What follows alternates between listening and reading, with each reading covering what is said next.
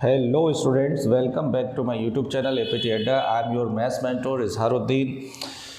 Section E के अंदर इस बार बोर्ड एग्ज़ाम मैथमेटिक्स के पेपर में 5 सेक्शन आ रहे हैं, ए बी सी डी ई। इस ई सेक्शन के अंदर आपको 3 केस स्टडीज़ मिलेंगी और ईच केस स्टडी का वेटेज होगा आपका 4 मार्क्स का। साइंस के अंदर भी यही है, मैथ्स के अंदर भी यही केस है क्या कि 4 मार्क्स के 3 केस स्टडीज़ आएंगे तो 4 3 12 मार्क्स आप कितनी आसानी से स्कोर कर सकते हैं। तो इसके लिए आप चैनल के साथ बने रहें, एपीटी अड्डा के साथ। चैनल को सब्सक्राइब करें, वीडियो को लाइक करें। और इसके अंदर सबसे अच्छी बात यह है कि 3 क्वेश्चन है एक केस स्टडी के अंदर। तो 2 क्वेश्चन स्टार्टिंग के 1 मार्क के होंगे और थर्ड क्वेश्चन आपका 2 मार्क्स का होगा और उसके अंदर भी चॉइस होगी। अगर आप नहीं कर पा रहे हैं तो दूसरा क्वेश्चन सॉल्व कर सकते हैं उसमें। चलिए स्टार्ट करते हैं। देखिए ये आपको कोई हनी बी मधुमक्खी का छत्ता दे रखा है। आपने देखा होगा उसके अंदर हेक्सागोनल शेप में क्या होते हैं, होल्स होते नहीं होते हैं, 1 2 3 4 5 इस तरह से आपको एक हेक्सागन दे रखा है। इसका एक बड़ा शेप यहाँ से बना दिया गया है। तो इसको थोड़ा पढ़ लेते हैं कि और क्या इन्फॉर्मेशन दे रखी है। वैसे तो कुछ ऐसा दिया नहीं है मुझे लग रहा है। A beehive is an enclosed cell structure in which some honeybee species of the subgenus Apis live and raise their young। ठीक है, इनके जो बच्चे होते हैं मधुमक्खी के वो इसी के अंदर क्या होते हैं, इसने लिख रहा है which honeybee species of the subgenus Apis live and raise their young। Okay, each cell is in the shape of the hexagon. हर सेल का शेप कैसा है, हेक्सागन है। इन अ रेगुलर हेक्सागन, यहाँ से इन्फॉर्मेशन दे रखी है। ये सब इमोशनल बातें हैं, नहीं पढ़ेंगे तब भी कोई इशू नहीं है। ठीक है, आप अपना टाइम क्या करना है, अपने को सेव करना है जिससे कि क्वेश्चन आसानी से सॉल्व हो सकें। A regular hexagon there are 6 edge of equal length. Regular figure वही होते हैं जिसमें सारी साइड्स क्या होती हैं, इक्वल होती हैं। Take O as the center and join all the vertices from the center। तो इन्होंने ये ले रखा है A B B C, A B B C, C D, D E, E F और एफ है। ये सारी साइड्स आपस में क्या है, इक्वल हैं। चलिए अब बात करते हैं इसके क्वेश्चंस को लेकर कि क्वेश्चंस क्या हैं इसके अंदर। ठीक है, चलिए यहाँ से देखिए इसके अंदर लिख रखा है कि सिमिलैरिटी ऑफ ट्राइंगल का हम यूज़ करेंगे। 2 triangles are said to be similar if there all corresponding angles are equal and all corresponding sides are proportional. ये सिमिलैरिटी की डेफिनेशन दे रखी है।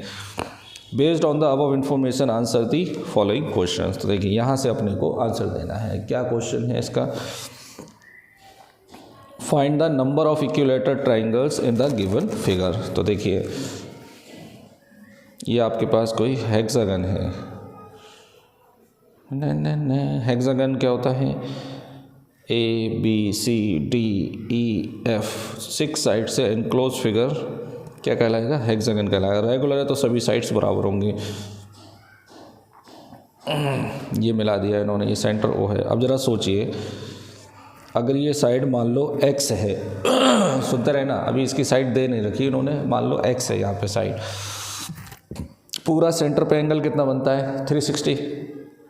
तो अगर 1 2 3 4 5 6 रेगुलर है तो 6 पार्ट में अगर डिवाइड करूँ तो ये 60 हो गया। कितना हो जाएगा, 60 हो जाएगा, है ना। अब यहाँ पर ये दोनों साइड्स आपस में क्या हैं, इक्वल हैं। तो इसके सामने का ये एंगल, इसके सामने का ये एंगल, ये भी क्या हो जाएगा 60 60 हो जाएगा। तो ये तुम्हारा क्या हो गया, इक्विलेटरल ट्राइंगल। तो कितने इक्विलेटरल ट्राइंगल बनेंगे, 1 2 3 4 5 6। तो इसका आंसर क्या आएगा कि find the number of equilateral triangles in the given figure. तो there are 6 equilateral triangle formed in the given figure. ये इसका आंसर हो जाएगा। दूसरा क्वेश्चन क्या है, the area of 2 triangles are equal then they are always congruent और not. Okay, ये बोला है कि अगर 2 ट्राइंगल का एरिया आपस में इक्वल है then they are always congruent और नॉट। अब देखिए ये थोड़ा सा लॉजिकल क्वेश्चन है। कैसे कि अगर 2 ट्राइंगल आप ये ले लेते हैं इक्विलेटरल, ठीक है, अगर इनका एरिया आपस में इक्वल है तो वो कॉन्ग्रुएंट हो सकते हैं। अब मान लो आपने कॉन्ग्रुएंट ले लिया, इसका आंसर आ रहा है 36 एरिया, और आपने मान लो रेक्टेंगल ले लिया, है ना, तो इसका भी आंसर आ सकता है 36। क्लियर। तो एरिया तो इक्वल हैं, क्या वो कॉन्ग्रुएंट हो सकते हैं, नहीं हो सकते। ठीक है, क्वेश्चन को पढ़िए, बहुत ही कंफ्यूजिंग क्वेश्चन है ये। If area of 2 triangles are equal, area अगर इक्वल है दो ट्राइंगल का, then they are always congruent और नॉट। हम बोलेंगे no, they are always not congruent, है ना। कॉन्ग्रुएंट हो भी सकते हैं और नहीं भी हो सकते हैं, तो ऑलवेज नहीं हो सकते वो, क्योंकि एरिया तो कैसे भी निकालो, अगर एरिया बराबर आ गया और फिगर अलग अलग हैं, ये एक राइट एंगल ट्राइंगल मान लो और ये इक्विलेटरल ट्राइंगल मान लो, तो कैसे आपस में कॉन्ग्रुएंट हो सकते हैं। क्लियर। तो इसका आंसर क्या आएगा, no it is not necessary always congruent triangles whose area is equal या whose areas are equal. Clear. चलिए, तो ये इसका आंसर होगा कि no it is not necessary always equal. अगला क्वेश्चन है कि how many triangles are similar in the given figure. तो इसमें सारे इक्विलेटरल ट्राइंगल सिमिलर होते हैं, तो 6 triangles are similar in the given figure. How many triangles are similar figure in the given, है ना। तो लिख देंगे there are 6 equilateral triangles which are similar to each other. इसका चॉइस वाला क्वेश्चन भी करेंगे क्या, कि find the area of hexagon if each edge is a. अच्छा, एक्स की जगह इन्होंने ए ले लिया है, तो देखिए इक्विलेटरल ट्राइंगल का एरिया क्या होता है, √3/4 इंटू साइड स्क्वायर। अब इसमें कितने इक्विलेटरल ट्राइंगल बने हैं, 6, तो आप 2 3 जा 2 2 जा, तो इसका आंसर हो गया 3√3/2 ए स्क्वायर। ये हेक्सागन का एरिया आ गया, याद कर लीजिए हेक्सागन का एरिया ये √3/2 ए स्क्वायर। ठीक है। चलिए अगली केस स्टडी लगाते हैं। अगली केस स्टडी के अंदर क्या दे रखा है, कैंपेन अगेंस्ट पबजी गेम। क्या बात है, ये तो मेरे मतलब की केस स्टडी है, मुझे भी बिल्कुल पसंद नहीं है पबजी, है ना। ये कैंपेन चलाया गया है, जाहिर सी बात है पबजी को रोकने के लिए, क्योंकि इससे बहुत ज़्यादा बच्चों के अंदर इफ़ेक्ट्स आ रहे हैं। बच्चे दिन भर स्क्रीन पे लगे रहते हैं, कोई मेहमान घर में आया है उससे बातचीत नहीं करते हैं, कोई पर्सनल इंटरेक्शन नहीं है सोसाइटी के अंदर। तो there are lot of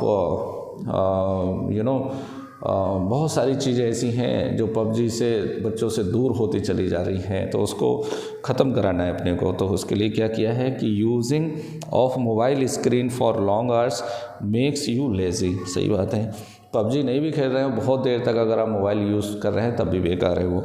affect your I site and give you headache.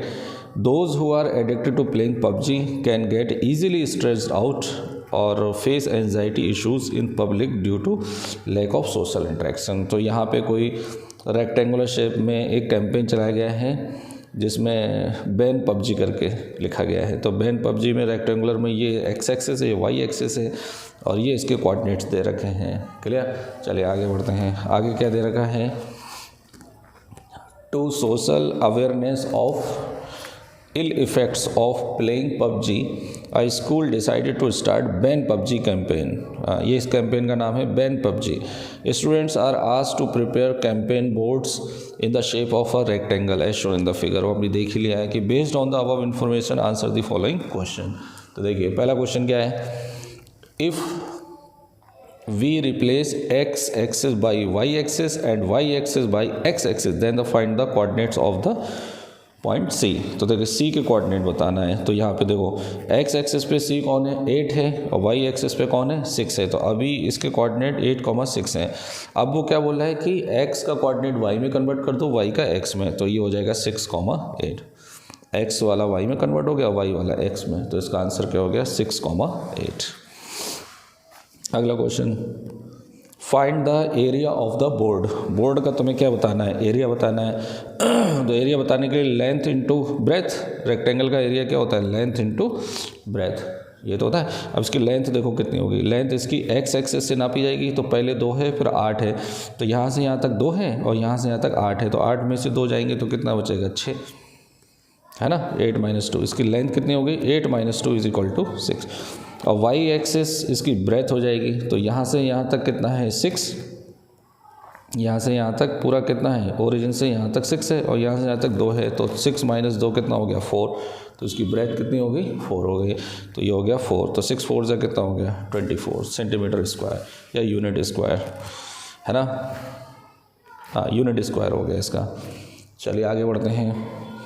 Find the intersection point of the diagonal. Diagonal का इंटरसेक्टिंग पॉइंट, तो रेक्टेंगल के डायगनल एक दूसरे को क्या करते हैं, बाइसेक्ट करते हैं, है ना। तो इसके लिए अपने को क्या करना पड़ेगा, मिड पॉइंट फार्मूला लगाना पड़ेगा। तो आप एक काम करेंगे, ए सी का मिड पॉइंट निकाल लो, चाहे बी डी का निकाल लो। ए सी का मिड पॉइंट ले लेते हैं, किसका मिड पॉइंट, AC का। तो क्या होता है mid point, x1 plus x2 y2, y1 plus y2 y2। तो देखिए 2 प्लस 6 y2, 2 प्लस 8 है, sorry 2 plus 8 y2, 2 plus 8 y2, 2 plus 6 y2, 2 plus 6 y2। तो ये हो गया 10 y2, 8 y2, तो ये हो गया 5,4। तो इसका आंसर कितना आ जाएगा, 5,4। ये मिड पॉइंट फार्मूला लग जाएगा, है ना। आप चाहे इसका मिड पॉइंट लगा दें, चाहे इसका मिड पॉइंट लगा दें, दोनों बातें सेम हैं। अगला क्वेश्चन क्या है, find the image of the point D about the x axis. Okay, x axis के अबाउट D पॉइंट का क्या बताना है, इमेज बतानी है। तो अगर मैं इसको मिरर मान लूँ x एक्सिस को, तो इसकी इमेज पीछे की साइड उतना ही बनेगी जितना आगे की साइड है ना। तो इसमें क्या होगा कि x कोऑर्डिनेट तो तुम्हारा पॉजिटिव ही रहेगा, लेकिन y कोऑर्डिनेट जो ऊपर है वो उधर जाकर क्या हो जाएगा, माइनस हो जाएगा। तो कितना हो जाएगा आंसर, 2,-6, 2,-6। देखिए कैसे ये है, ये अभी तुम्हारे पास 2,6 है, इसकी इमेज जितना आगे है उतना ही पीछे बनेगी, साइंस में पढ़ाया जाता है ना। तो x तो वही रहा, और y पर +6 के बजाय यहाँ पर क्या आ जाएगा, -6 आ जाएगा। तो आंसर क्या हो जाएगा, 2-6। ओके, तो ये केस स्टडी आपकी कंप्लीट हो गई। नेक्स्ट देखते हैं अगली केस स्टडी में। ये सेक्शन बहुत अच्छे से लगाइए, तभी मज़ा आएगा इसको पढ़ने में, ठीक है। अच्छा स्कोर कर सकते हैं आप। देखिए ये तो NCERT का क्वेश्चन है, इसको केस स्टडी बना दिया गया है। ये कोई स्पिनिंग व्हील है, 1 से लेकर 8 तक इसमें क्या है, टोटल नंबर्स हैं। क्लियर। तो based on the above information answer the following question. Case study आप ये NCERT बुक के अंदर आप पहले ही पढ़ चुके हैं। क्या भाई, कॉपी भर गई लग रहा है मुझे, हाँ है खाली, चलें। देखिए इसके अंदर क्या है कि find the probability that the arrow point lies on the 8। अब इसमें देखो टोटल जो सैंपल स्पेस है 1 2 3 4 5 6 7 8 दे रखा है। तो n(s) कितना है, 8 है अब, है ना। अब पहले केस में उसने क्या पूछा है कि 8 नंबर पे सुई जो है वो रुकना चाहिए। तो 8 कितनी बार आ रहा है, इसमें एक ही बार आ रहा है। तो n(e) कितना हो गया, 1। तो probability of E = favourable outcomes upon total outcomes, तो कितना हो गया, 1/8। तो इसका आंसर कितना आएगा, 1/8 आएगा। What is the probability that arrow point lies on the odd number. अब देखिए ऑड नंबर क्या होगा, इसमें ऑड नंबर कौन कौन से हैं, 3 1 है, 3 है, 5 है और 7 है। तो फेवरेबल आउटकम्स ऑड नंबर कितने हो गए, n(e) 1 2 3 4 हो गए। तो उसमें आप टोटल प्रोबेबिलिटी जब आप निकालेंगे इसकी टोटल बोले तो ऑड नंबर आने की, तो 4/8, तो कितना हो गया, 1/2 हो गया इसका आंसर। ठीक है। अगला क्वेश्चन क्या है बताइए, 2 नंबर का क्वेश्चन है और क्या चाहिए यार तुमको, है। What is the probability that it will point at a number greater than 2। तो इसका चॉइस वाला क्वेश्चन है। तो 2 से ग्रेटर 3 4 5 6 7 8, तो 1 2 3 4 5 6, तो 6 हो गए। तो probability of number greater than 2 हो गया आपका 6/8। तो 2 3 2 4, तो इसका आंसर कितना हो गया, 3/4, है ना। Very good. अगला क्या है कि find out the probability that the pointer lies on 9। तो 9 तो भाई इसके अंदर कोई है ही नहीं, तो ये क्या हो गया, 0, क्योंकि पॉइंटर 8 तक ही तो जा सकता है, 9 वाला है ही नहीं इसके अंदर। तो इसकी प्रोबेबिलिटी किसके बराबर हो गई, 0/8 = 0, है ना। तो इसका आंसर क्या आएगा, 0 आएगा। तो अगर आपको ये सेक्शन पसंद आया हो, वीडियो पसंद आया हो, तो चैनल को सब्सक्राइब करें, वीडियो को लाइक करें। मिलते हैं नेक्स्ट पेपर में।